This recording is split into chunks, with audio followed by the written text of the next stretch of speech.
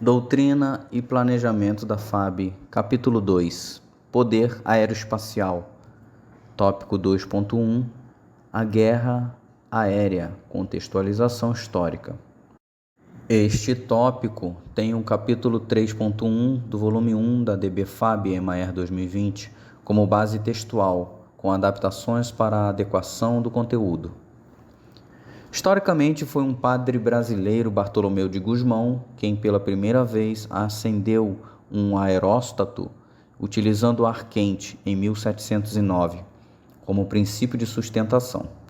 Esse personagem abriu o caminho para o emprego militar no ambiente aeroespacial, cujo episódio inicial teria ocorrido em 1792, na Guerra Revolucionária Francesa. Daí em diante, mormente com o propósito de observação e, posteriormente, regulando o tiro da artilharia de campanha. A partir de 1849, os balões seriam utilizados em uma nova função. Tropas austríacas empregaram aeróstatos para transportar granadas que seriam lançadas quando esses dispositivos sobrevoassem a cidade de Veneza, em uma primeira tentativa de explorar aquelas características que distinguiriam a guerra aérea. Entretanto, esses primeiros aeróstatos não possuíam dirigibilidade, ficando à mercê dos ventos, o que muitas vezes limitava seu emprego. Somente com o advento da capacidade de direcionar o movimento, transformando balões em dirigíveis, surgiu a possibilidade de emprego que viria a contextualizar de forma mais contundente a guerra aérea.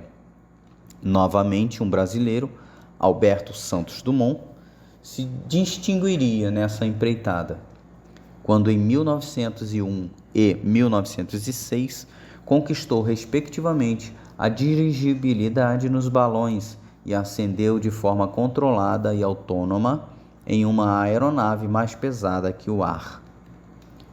O episódio que marcou a introdução na guerra do conceito de aeronave desenvolvido por Santos Dumont foi a Guerra Ítalo-Turca, na Líbia, em 1911. Experiências semelhantes àquelas registradas pelos pilotos italianos nesse conflito foram conduzidas na Guerra dos Balcãs, de 1912 a 1913. Entretanto, pode-se considerar a Primeira Guerra Mundial como aquela que testemunhou uma guerra aérea de intensidade relevante. Nela, pôde-se observar praticamente todas as funções que hoje desempenham as aeronaves. Aperfeiçoaram-se as técnicas de observação a partir do ar, surgidas com balões e as aeronaves. Empregaram equipamento de fotografia para identificar concentrações de tropas, alvos, redutos de defesa e linhas de comunicação do oponente. Por fim, surgiram os primeiros combates aéreos quando as aeronaves opostas se encontravam no ar. Há que se destacar que, em 1915, o Brasil fazia sua primeira tentativa de usar um avião como instrumento de poder aéreo em operações militares, durante um movimento sedicioso em um dos estados da Federação. O tenente Ricardo Kirk armou 3 aeronaves Morane-Saulnier com bombas para combater os separatistas. Da mesma forma, durante a Primeira Guerra Mundial, o Exército e a Marinha do Brasil se preocuparam com a emergência da guerra aérea. Em 1917, o Exército enviou 2 tenentes à Aeronautique Militaire para aprender como iniciar sua aviação no Brasil. A Marinha, por outro lado, designou alguns pilotos para treinar com o Royal Naval Air Service, que posteriormente realizaram missões de patrulha marítima em Plymouth. Ainda na guerra de 1914, foi ressaltado um fator que estaria presente em toda a história da guerra aérea: a tecnologia. Equipamentos com características de voo superiores, tais como velocidade, razão de subida, manobrabilidade, capacidade de fazer curvas rápidas e armamento, sucederam-se nas linhas de produção, reforçando as forças aéreas. A tecnologia associada a uma empírica doutrina aérea permitiu o desenvolvimento de novos tipos de aeronaves que executariam missões diferenciadas: o bombardeio aéreo, o transporte logístico e a evacuação de enfermos e a interceptação aérea. No período entre as guerras mundiais, houve uma desmobilização das forças aéreas formadas para a Primeira Guerra Mundial. Alguns países, como a Grã-Bretanha, descobriram novas funções para as suas aeronaves, empregando-as nos conflitos coloniais em ações contra rebeldes locais que se insurgiam contra o domínio imperial. Surgia o controle aéreo, uma forma mais econômica de substituir as tropas de superfície na tarefa de manter as possessões ultramarinas. Por sua vez, a Guerra Civil Espanhola foi um laboratório para novos equipamentos aéreos e novas táticas de emprego, quando as forças aéreas desenvolveram novas aeronaves e testaram sua eficácia. O transporte aéreo assumiu uma nova dimensão com a operação da Força Aérea Luftwaffe no transporte de soldados através do Mediterrâneo, destacando efeitos marcantes nas batalhas terrestres desse conflito.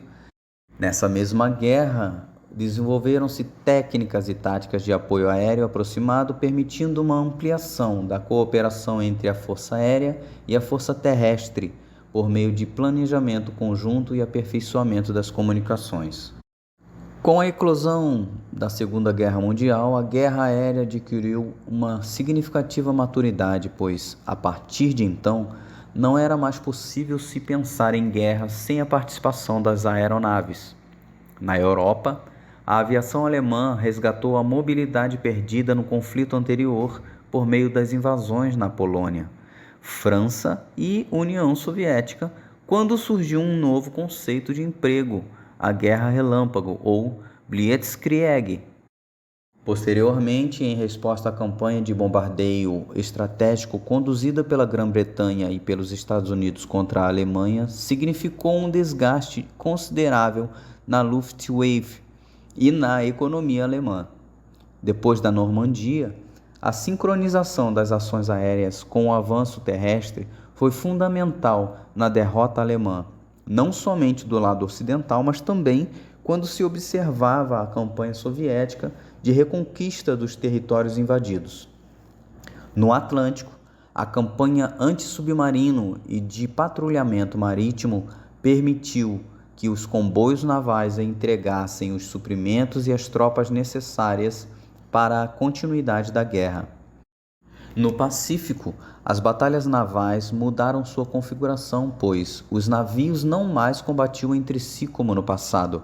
A aeronave embarcada e aquelas que operavam no litoral passaram a ter um papel relevante naquilo que se denominou Batalha Aeronaval. Ainda nesse cenário, o bombardeio a longa distância infligiu danos severos ao Japão, obrigando-o a capitular. As operações aéreas na Europa e Atlântico, assim como aquelas desenvolvidas no Pacífico, contribuíram sobremaneira para a vitória dos aliados.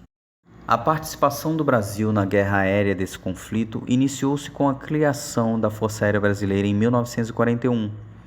Esta não foi uma tarefa fácil, devido a diferenças de experiência, doutrina, equipamento, propósito, treinamento e logística, que caracterizaram a consolidação das aviações do Exército e da Marinha em uma força aérea independente. Em 1942, o Brasil decidiu se juntar ao esforço da guerra ao lado dos aliados e, em menos de 2 anos, a recém-criada Força Aérea Brasileira fora obrigada a lidar com a ameaça ao transporte marítimo no Atlântico Sul e enviar contingente para a frente italiana. O batismo de fogo da Força Aérea Brasileira ocorreu em 3 contextos bem diferentes.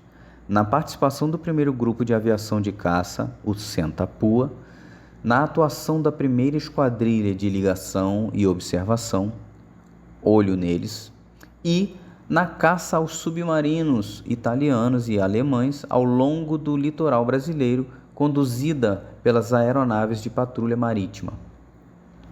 A partir da Segunda Guerra Mundial, a guerra aérea tornou-se uma realidade em todos os conflitos.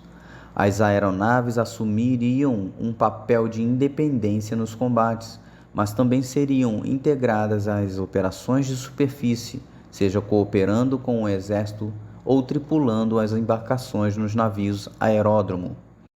Encerrando o grande conflito em 1945, consolidam-se duas potências militares que iniciam uma luta pelo predomínio político e pela influência nas diversas regiões do globo. A Guerra Fria foi um período em que as forças aéreas direcionavam sua preocupação para a capacidade de bombardeio nuclear, ora utilizando a aeronave, ora por meio do uso de mísseis intercontinentais. Esse tipo de arma desencadeou a corrida pelo espaço. Apesar de a Guerra Fria não ter escalado para o confronto direto entre os Estados Unidos e a União Soviética, alguns conflitos regionais colocaram em choque as ambições capitalistas e comunistas em guerras como as da Coreia, 1950 a 1953, e do Vietnã, 1965 a 1972. O conflito no Vietnã foi emblemático no contexto da guerra aérea, pois, além de diversas inovações no campo tecnológico, como as bombas de precisão, os equipamentos de interferência eletrônica, a consolidação das aeronaves à reação, o emprego de helicópteros em combate, os mísseis ar-ar e superfície-ar, uma realidade viria a ter impacto significativo na doutrina: o dilema entre a guerra aérea convencional e a guerra contra a insurgência.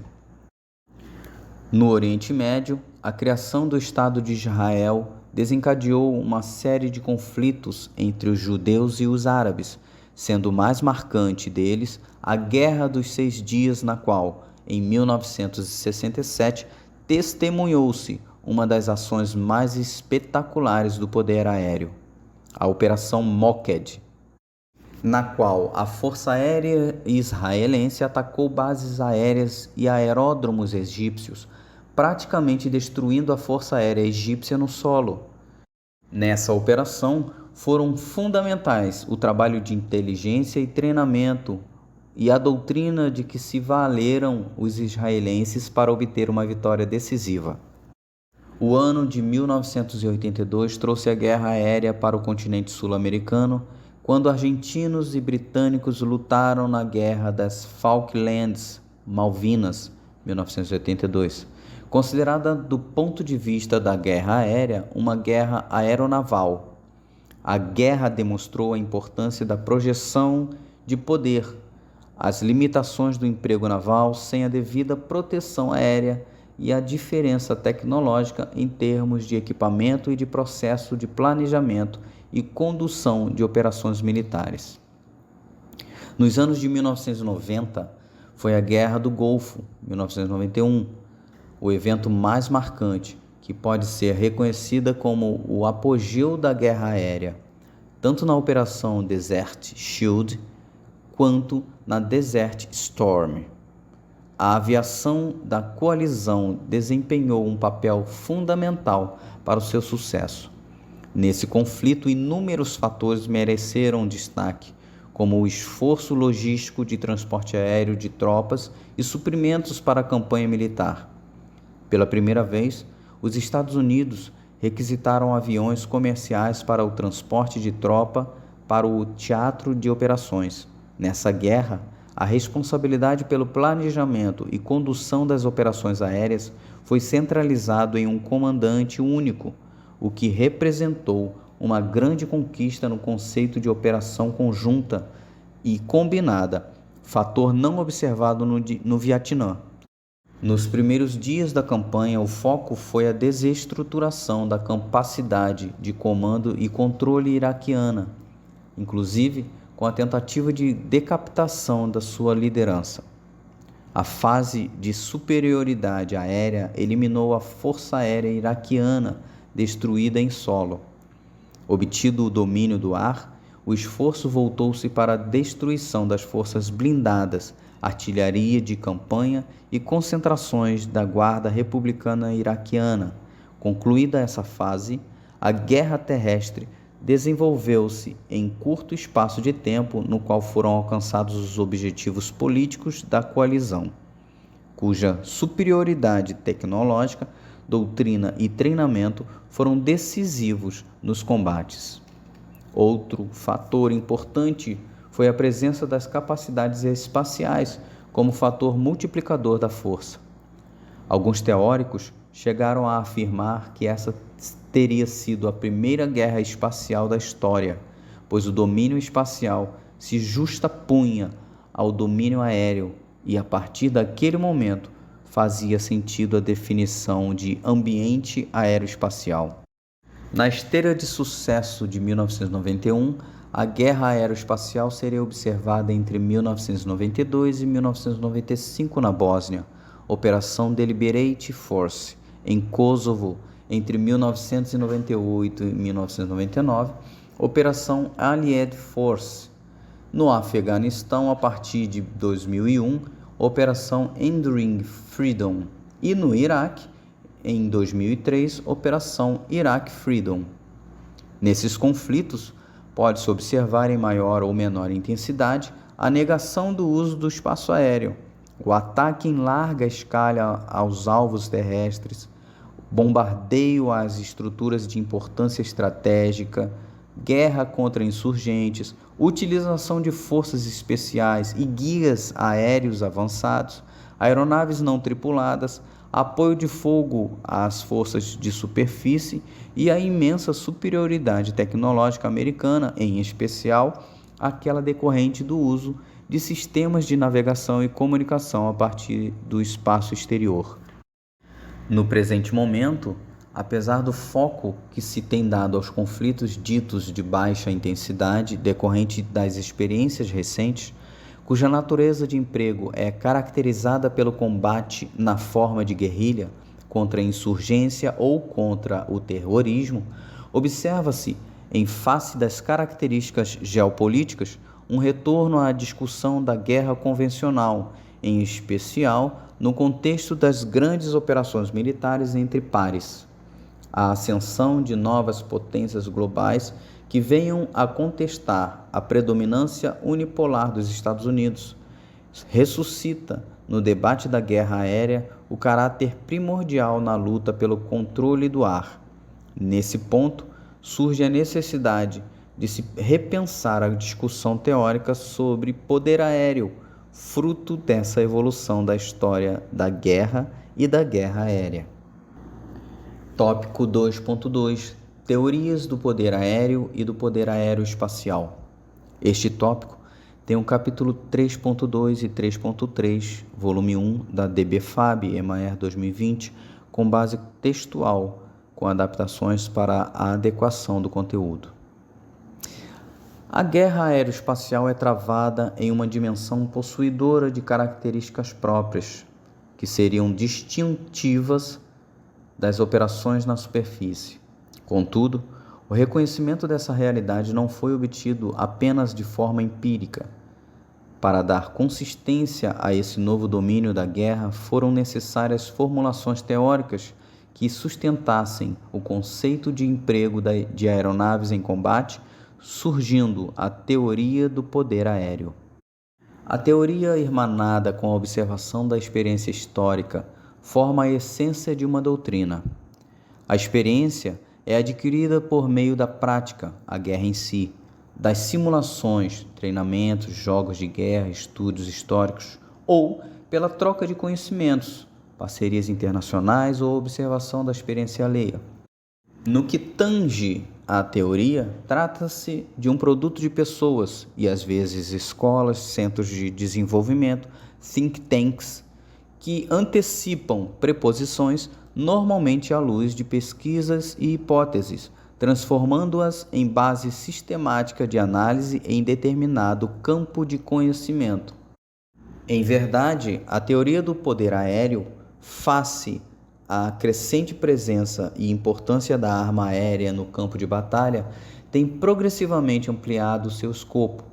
A inclusão da dimensão do espaço exterior e do ciberespaço, conjugados à dimensão aérea, transforma-a em Teoria do Poder Aeroespacial. Sobre o tema, teorias subsidiárias identificam esse domínio de forma separada do contexto aéreo, em função de características físicas distintas, apesar de sua contiguidade, diferença entre aerodinâmica e astrodinâmica. Em verdade, as atuais aeronaves não têm condições de operar no espaço exterior, assim como os satélites e outros dispositivos similares. Apenas transitam pelos ares até atingirem seu ambiente de operação, comumente acima dos 100 km da superfície terrestre. Apesar dessas limitações tecnológicas, hoje não há mais como se conceber uma teoria de poder aeroespacial que não contemple o uso das potencialidades, telecomunicações, imagens, posicionamento geográfico, digitalização, etc., advindas do espaço exterior. Assim, faz sentido o entendimento contemporâneo de que a guerra no ar e no espaço não mais se restringe aos enfrentamentos entre aeronaves. O poder aeroespacial consiste na projeção da parcela do poder nacional, que resulta da integração dos recursos de que a nação dispõe para a utilização do espaço aéreo e do espaço exterior, quer como instrumento de ação política e militar, quer como fator de desenvolvimento econômico e social, visando conquistar e manter os objetivos nacionais. Tópico 2.3 Princípios de guerra sob a ótica do poder aeroespacial. Este tópico tem o capítulo 3.5, volume 1 da DBFAB EMAER 2020 como base textual, com adaptações para adequação do conteúdo. Elementarmente, os princípios de guerra foram desenvolvidos a partir de observações e análises de batalhas terrestres e, em alguns casos, para a batalha naval. Portanto, esses princípios devem ser adaptados à luz da guerra aérea e aeroespacial. Os princípios de guerra foram deduzidos ou analisados por estudiosos do fenômeno da guerra aérea e revelados a partir da experiência obtida na história dos conflitos, em cujos contextos houve significativa participação de meios aéreos. Os princípios, quando aplicados aos problemas militares, requerem flexibilidade intelectual e criatividade na sua utilização, não devendo ser encarados como leis absolutas, rígidas e inflexíveis de conduta. Eles orientam o planejamento e a conduta das operações de combate ou de qualquer outra natureza, sendo consolidados na forma de palavras, expressões ou ideias que traduzem condutas sugeridas, cujo contexto e tantas outras variáveis determinarão a maior ou menor ênfase na sua presença ou ausência, a observância ou não. Os princípios de guerra estão conceituados na doutrina militar de defesa. Em face das recentes evoluções no fenômeno da guerra e pela demanda de interpretações próprias no âmbito da FAB, os seguintes princípios de guerra serão apresentados sob a ótica da guerra aeroespacial: economia de forças ou de meios, exploração, manobra, massa, moral, objetivo, ofensiva, prontidão, segurança, simplicidade, surpresa, unidade de comando. Apesar de se referirem a eventos da guerra aeroespacial, o cumprimento de ações em todo o aspecto da guerra, paz, crise ou conflito armado, seja em exercícios, operações ou ações independentes, demanda a observância de princípios de guerra. Economia de forças ou de meios. Os meios aeroespaciais e de força aérea possuem alto valor agregado, crescente complexidade científico-tecnológica e demandam intensa capacitação para a operação das plataformas e sistemas de armas. Em face dessas condicionantes, a quantidade de meios disponíveis para o emprego, tanto recursos materiais quanto humanos, exige que seu emprego seja realizado de forma judiciosa, voltado para a obtenção de efeitos mormente de caráter estratégico, aproveitando a oportunidade de se atingir o centro de gravidade. Dessa forma, o esforço prioritário da campanha deve preceder sobre a dispersão de meios que objetivem esforços secundários. Exploração. Aquele que planeja e conduz uma campanha aeroespacial de qualquer natureza deve estar consciente e ser perspicaz no potencial que um sucesso inicial pode trazer para a continuidade das ações. Haja vista a possibilidade de rapidamente mobilizar seus recursos e explorar a terceira dimensão sobre o teatro de operações, o poder aeroespacial pode proporcionar a todas as forças em combate aproveitamento de êxito inicial. Esse princípio está diretamente ligado à consciência situacional do comandante e à sua capacidade de comando centralizado. Manobra. No âmbito da guerra aeroespacial, a manobra está associada a duas perspectivas. A primeira delas compartilha a ideia de movimento, cujo espaço físico é a variável predominante. Para tanto, observa-se a capacidade intrínseca aos meios aeroespaciais de força aérea em se deslocar e se posicionar no espaço de batalha. Essa capacidade contribui sobremaneira com aspectos relacionados à liberdade de movimento, desdobramentos e gera opções de configuração da posição das forças na campanha militar. A segunda perspectiva do princípio da manobra está associada à variável tempo. Explorando a velocidade, principalmente, busca-se colocar o inimigo em desvantagem quanto à sua capacidade de decisão, interferindo efetivamente em sua habilidade de comandar e controlar. Massa. Esse princípio, em decorrência da evolução tecnológica aeroespacial que ampliou sobremaneira a precisão no emprego de armamento, tem sofrido uma variação conceitual. A guerra aeroespacial tem demonstrado que a quantidade de meios, outrora um fator essencial nas operações aéreas, cede espaço à ideia de massa na obtenção de efeitos.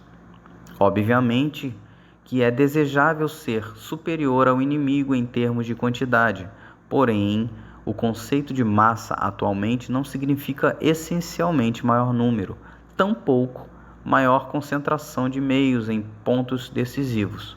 O princípio de massa, no âmbito da guerra aeroespacial moderna, está diretamente relacionado aos efeitos resultantes das ações de força aérea.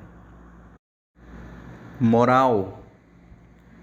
O estado de ânimo ou a atitude mental das tripulações de combate é um fator decisivo para o sucesso da campanha aeroespacial.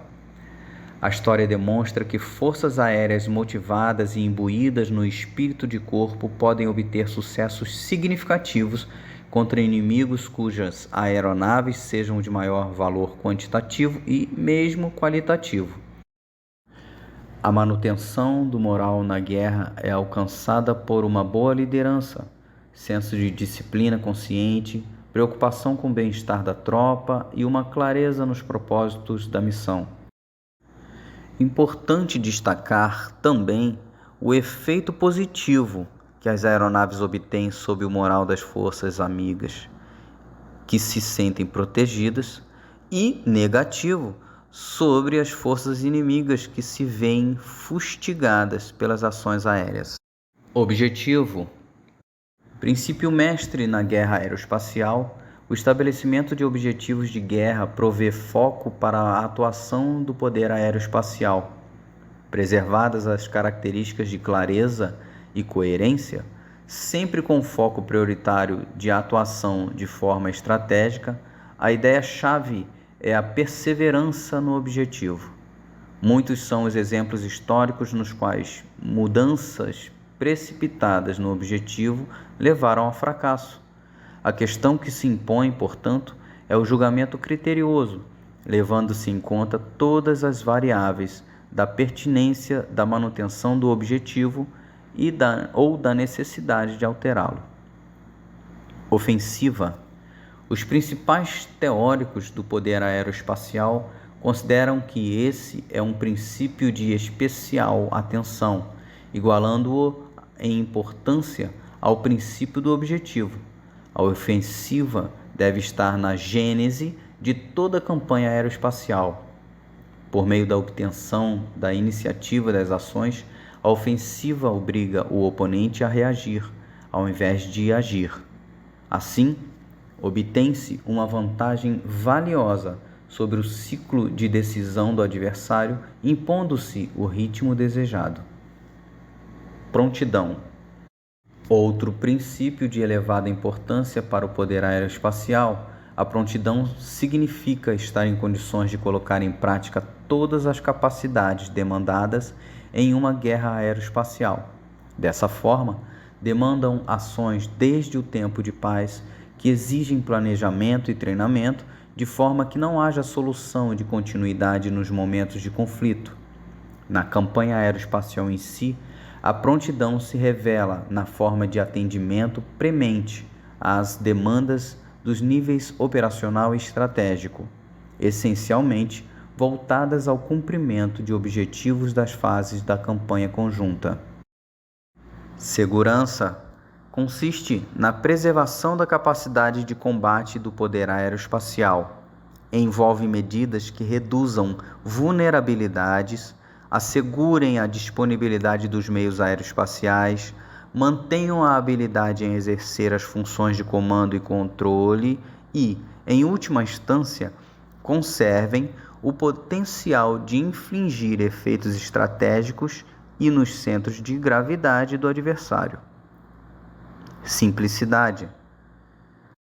No âmbito da guerra aeroespacial, a simplicidade observa-se na forma como se planejam as ações de força aérea, na conjugação dos meios em determinado cenário tático, na elaboração de um plano de campanha aeroespacial e nas decisões tomadas ao longo da condução dessa campanha. A simplicidade está associada à plena compreensão dos objetivos, à comunalidade de conceitos, à facilidade de coordenação das ações e à eficiência na obtenção de resultados. Surpresa. Esse princípio se revela por meio de ações que obtenham efeitos decisivos sobre o adversário de forma inesperada, levando-o a uma paralisia momentânea ou mais duradoura. Essa paralisia está associada inegavelmente à capacidade de reagir, por conseguinte, afeta o ciclo de decisão do oponente. A paralisia será estratégica quando a ação que explore a surpresa leve o inimigo a tornar-se incapaz, física ou mentalmente, de responder com alguma efetividade ao estímulo recebido. Na guerra aeroespacial, a exploração das características de velocidade, alcance e penetração dos meios aeroespaciais é fundamental para a obtenção da surpresa. Unidade de comando. A unidade de comando, que decorre da premissa do controle centralizado e da execução descentralizada, tem se demonstrado essencial no contexto de campanhas aeroespaciais. As demandas de coordenação no uso do espaço aéreo, na sinergia para alcance dos objetivos da campanha militar, no aproveitamento da capacidade estratégica do poder aeroespacial, exigem que a autoridade aeroespacial no teatro de operações seja atribuída ao único comandante com experiência nessa atividade. Tal fato é essencial não somente para que a cooperação entre as forças singulares alcance um grau ótimo de eficiência, mas também para que se evite o fratricídio. Tópico 2.4 – Características do poder aeroespacial. Este tópico tem o capítulo 3.6, volume 1 da DB-FAB Emaer 2020, como base textual, com adaptações para a adequação do conteúdo. Decorridos vários anos de emprego de aeronaves em conflitos armados e em situações de não guerra, é possível agrupar-se propriedades que dão ao poder aeroespacial identidade própria. Características do poder aeroespacial podem ser fatores de potencialização da força ou atuarem como limitadoras de seu emprego. Alcance está relacionado ao potencial das aeronaves e das plataformas espaciais para atingir objetivos a grandes distâncias, em função de propriedades como, por exemplo, autonomia, capacidade de reabastecimento em voo, cargas externas, tipos de órbita no caso de satélite, entre outras. Flexibilidade ou versatilidade. Apesar de não serem sinônimos, flexibilidade e versatilidade, no âmbito do poder aeroespacial, expressam características concorrentes.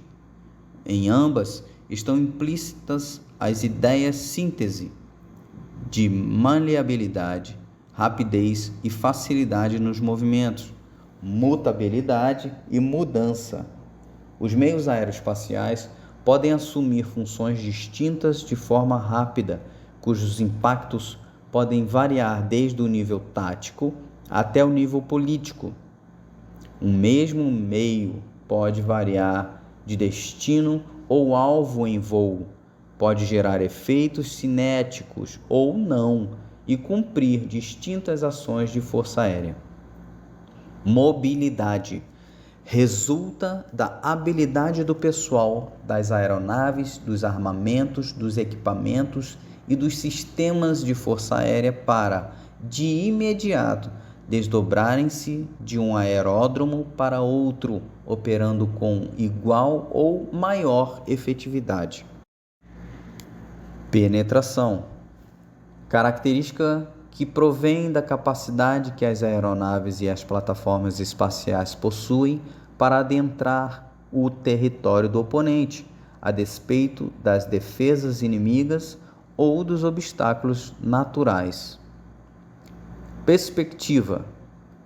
Consiste na atuação a partir da terceira dimensão do espaço de batalha, o que fornece ampla perspectiva e consciência situacional. O advento dos veículos orbitais dilatou essas características, superando em muito a limitação e impermanência das aeronaves. Precisão. Consiste no emprego de armamento aéreo com alto grau de precisão. Pequenas concentrações de poder aeroespacial com armas de precisão no local exato e no tempo certo podem produzir efeitos muito superiores à quantidade dos meios envolvidos. Essa característica minimiza danos colaterais, reduz custos e esforço logístico. Pronta resposta. É a consequência da habilidade do poder aeroespacial para reagir imediatamente a uma demanda, empregando meios na dimensão adequada, no local preciso e no momento oportuno. Tecnologia, conjunto de conhecimentos aplicados na atividade aeroespacial, oriundo das pesquisas científicas, geralmente derivando em produtos, sistemas ou aperfeiçoamentos que inovam no emprego das aeronaves e seus sistemas de armas. O poder aeroespacial é essencialmente uma arma de cunho tecnológico. Naturalmente, essa característica pode também redundar em ponto fraco quando a sensibilidade e o domínio das evoluções científico-tecnológicas não forem acompanhadas pela instituição e obtidas sua autonomia. Velocidade. Decorre do potencial das aeronaves para percorrer rapidamente grandes distâncias. A velocidade pode ser utilizada na obtenção da surpresa e permite reduzir o tempo de exposição dos meios aeroespaciais à ação do inimigo, aumentando sua capacidade de sobrevivência. Custos. Naturalmente, resultam do alto valor investido na aquisição, na operação e na manutenção de aeronaves, plataformas espaciais, armamentos, instalações, equipamentos e sistemas bem como do tempo de esforços despendidos na formação de recursos humanos especializados. Dependência de tecnologia. Resulta do fato de o emprego efetivo do poder aeroespacial ser muito sensível às evoluções científico-tecnológicas, porque no mundo moderno faz-se necessário o domínio de tecnologias para se operar aeronaves de última geração e seus sistemas de armas, engenhos espaciais e comunicações, monitoramento por satélite. Dependência de infraestrutura. Tem origem na necessidade de instalações e de equipamentos especializados para o desenvolvimento, o preparo, o lançamento, a sustentação e o acolhimento de aeronaves, sistemas de armas e de plataformas espaciais. Tal fato restringe a operação desses artefatos a aeródromos e locais apropriados, mesmo que por tempo reduzido. Fragilidade. É consequência das particularidades intrínsecas às aeronaves, às plataformas espaciais, aos equipamentos e aos sistemas, normalmente dotados de componentes relativamente frágeis e fáceis de destruir. Danos em suas estruturas podem ter resultados catastróficos para as operações. Necessidade de comando e controle. O emprego eficaz do poder aeroespacial demanda a capacidade de comandar, controlar e dirigir as aeronaves no campo de batalha. Estruturas militares de comando e controle com sua inteligência e comunicações adjudicadas existem precisamente para detectar e superar pequenos e grandes atritos por meio de intervenções oportunas, assim como explorar oportunidades momentâneas no combate e lidar com os perigos decorrentes. A infraestrutura moderna e de comando e controle opera em grande parte no domínio cibernético, sendo necessárias ações de defesa cibernética para a manutenção da confidencialidade, integridade e disponibilidade das informações. Necessidade de inteligência e de contra-inteligência. O emprego eficaz do poder aeroespacial demanda conhecimento profundo do inimigo, principalmente quando se empregam armas de precisão que demandam acuradas informações que permitam-se atingir os efeitos desejados sem o dano colateral. Na perspectiva contrária, o acesso do inimigo às informações de capacidade, disponibilidade e do planejamento de emprego de meios aeroespaciais e de força aérea anula todos os pontos fortes do poder aeroespacial. É característica de grande importância para o poder aeroespacial, constituindo-se em tarefa que se inicia desde o tempo de paz, responsável por dimensionar os aspectos quantitativos e qualitativos do poder adversário e por salvaguardar as informações que possibilitem o emprego do poder aeroespacial com efetividade dos princípios de guerra de surpresa, ofensiva, segurança e economia de meios. Permanência. Essa característica está relacionada à incapacidade de as aeronaves voarem indefinidamente, pois necessitam reabastecer, rearmar ou trocar tripulações, o que resulta em restrições no cumprimento de atividades continuadas, portanto, demandando rodízio de vetores ou repetição de sortidas para obter os efeitos desejados. Restrição de carga útil. Deriva da limitação que as aeronaves e as plataformas especiais possuem para recarregar pessoal, armamento, material e sensores, o que pode exigir o uso de múltiplos vetores e repetidas sortidas para a consecução de um objetivo. Sensibilidade às condições meteorológicas. Esse aspecto relaciona-se à influência das condições atmosféricas ou da falta de luz solar sobre as capacidades das aeronaves e das plataformas espaciais cumprirem determinadas missões.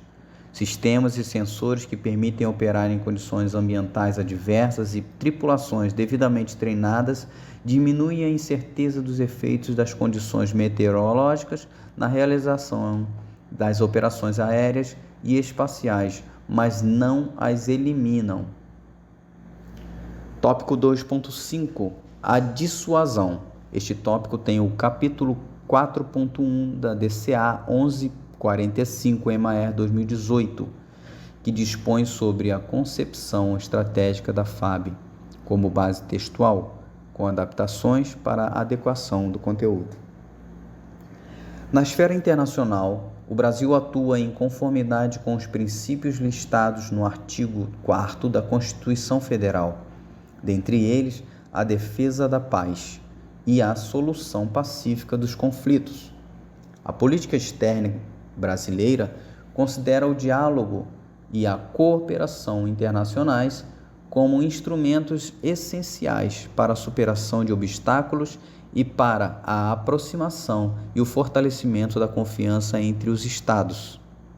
Em alinhamento com esses princípios, todos os documentos de alto nível editados pelo Ministério da Defesa, em todas as suas edições e versões, quer seja no desenho da concepção política de defesa, quer seja no estabelecimento de diretrizes, abordam o tema capacidade de dissuasão das Forças Armadas. No glossário das Forças Armadas, MD 2015, consta que dissuasão é a atitude estratégica que, por intermédio de meios de qualquer natureza, inclusive militares, tem por finalidade desaconselhar ou desviar adversários, reais ou potenciais, de possíveis ou presumíveis propósitos bélicos. Segundo André Beaufry, estrategista militar francês, a dissuasão tende a impedir que uma potência adversa tome decisão de empregar suas armas ou, mais genericamente, que atue ou reaja frente a uma situação dada mediante a existência de um conjunto de dispositivos que continuam uma ameaça suficiente. Portanto, o que se busca com essa ameaça é um resultado psicológico. Itálico no corpo do contexto, conforme consta no DCA 1145, EMAER 2018, página 25. No emprego militar da palavra, a dissuasão não reprime fisicamente o inimigo, mas cria um bloqueio psicológico. A dissuasão baseia-se na criação de um efeito psicológico que funciona em dois tempos. Ao obrigá-lo a fazer um cálculo das reais possibilidades de vencer, que surge na comparação de suas capacidades com as do seu adversário, e, no temor aos riscos de um possível conflito que emerge de uma combinação do cálculo anterior com outros elementos intangíveis, tais como o prestígio militar de seu adversário e sua determinação de afrontar a ameaça. Soma-se a isso os custos de uma guerra prolongada e a instabilidade criada na comunidade internacional durante e após o conflito. Pode-se dizer também que o êxito da dissuasão depende de três fatores: um técnico, um político e um psicológico. O fator técnico varia com o avanço tecnológico dos armamentos. O fator político baseia-se na análise das consequências da ação ou inação. E o fator psicológico significa que quem dissuade convence o potencial agressor de que sua ameaça é real. A capacidade de dissuasão, por sua vez, configura-se como um aspecto essencial para a segurança nacional, na medida em que tem como propósito desestimular possíveis agressões. Sustenta-se nas condições que a nação possui de congregar e aplicar suas capacidades de proteção e de pronta resposta no caso de eventuais ações hostis contra a soberania e os legítimos interesses nacionais. A capacidade de dissuasão portanto, é uma ferramenta da diplomacia. A capacidade de proteção exprime a essência da defesa nacional, garantir a soberania, o patrimônio nacional, a integridade territorial e a incolumidade da população brasileira. Ela contempla os sistemas de vigilância nas áreas de interesse e de controle sobre o território nacional, as águas jurisdicionais brasileiras, o espaço aéreo sobrejacente e o espaço exterior, além do espaço cibernético e outras áreas relevantes.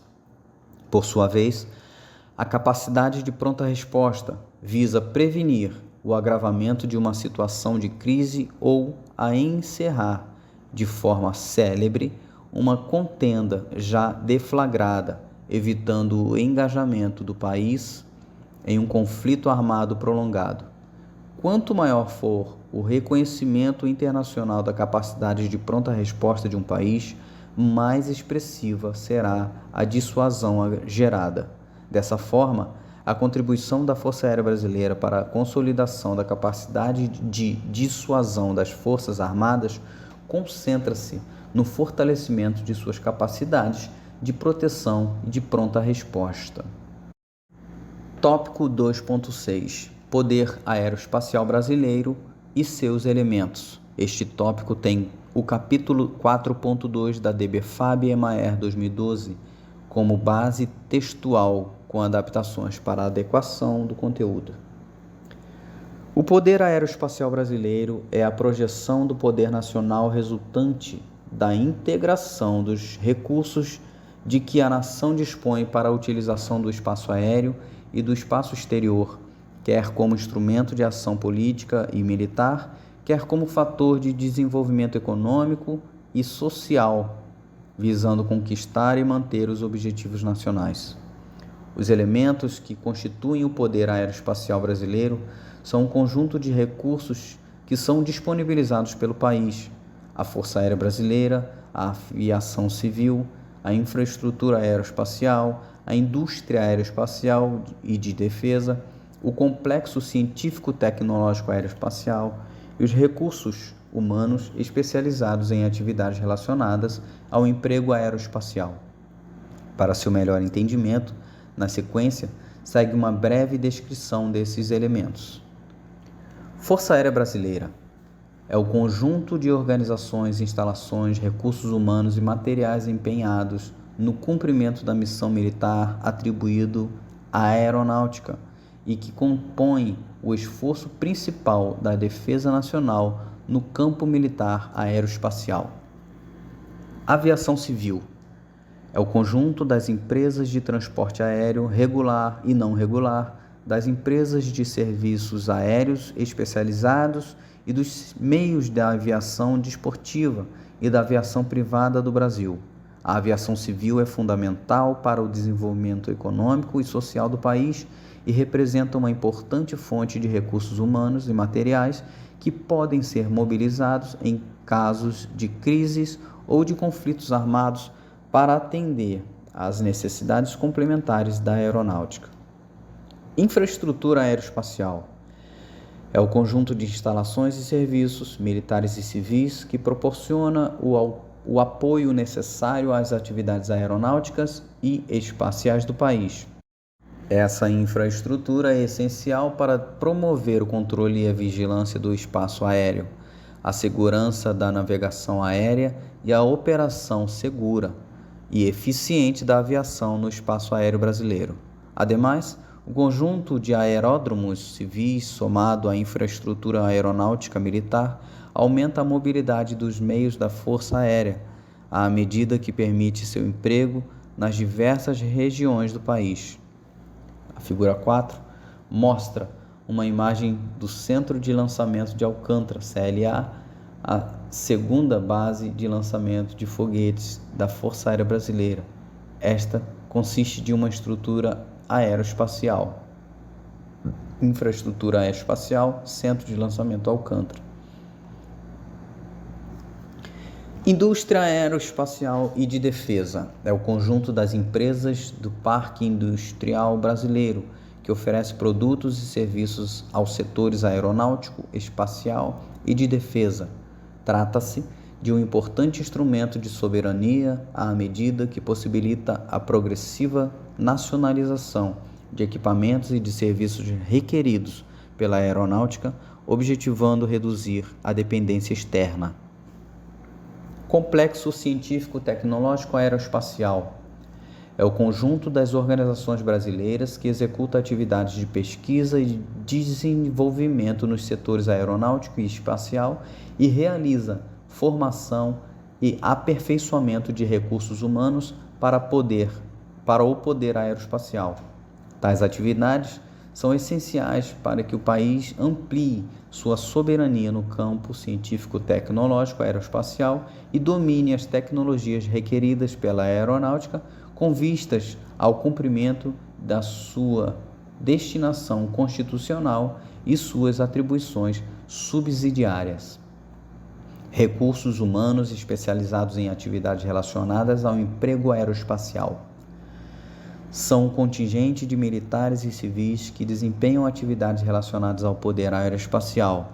Essa força de trabalho é essencial para a aeronáutica e precisa estar qualificada para desenvolver as tecnologias aeronáuticas e espaciais compatíveis com as exigências decorrentes da destinação constitucional e das atribuições subsidiárias. Dentre os elementos que compõem o poder aeroespacial, um deles é a Força Aérea Brasileira. Deve ser compreendido que o elemento FAB e os meios aeroespaciais adjudicados pelos poderes naval e militar terrestre, Exército, quando vinculados ao cumprimento de missão da FAB e submetidos a algum tipo de comando e controle de autoridade militar aeroespacial, passa a ser designado como Poder Militar Aeroespacial. Desse modo, cabe destacar que o preparo dos elementos do poder aeroespacial brasileiro para atender às necessidades da aeronáutica será executado à luz da Constituição brasileira e da legislação sobre a mobilização nacional. Esse preparo consiste na realização de ações estratégicas por parte do Estado brasileiro, planejadas, coordenadas e desenvolvidas de modo metódico e permanente, desde a situação de normalidade que viabilizem a capacitação da Força Aérea Brasileira. A mobilização nacional será decretada por ato do Poder Executivo autorizado pelo Congresso Nacional ou referendado por ele. Esse ato deverá especificar o espaço demográfico do território nacional em que será realizada a mobilização e as medidas necessárias à sua execução. Cessados os motivos que determinam a decretação da mobilização nacional, devem ser iniciadas as ações de desmobilização nacional, executando-a de modo gradativo e conciliando-se à necessidade decrescente do esforço de mobilização com a volta à normalidade. O emprego dos elementos do poder aeroespacial brasileiro em proveito da missão da aeronáutica ocorrerá de acordo com a doutrina militar aeroespacial, respeitadas as imposições legais, as limitações técnicas, as normas e os procedimentos específicos de cada elemento. Ao final deste tópico, há uma relação de documentos que detalham a doutrina relativa à mobilização nacional. Recomenda-se a familiarização com os principais temas desses documentos com a finalidade de facilitar a compreensão da decomposição dos elementos do poder aeroespacial.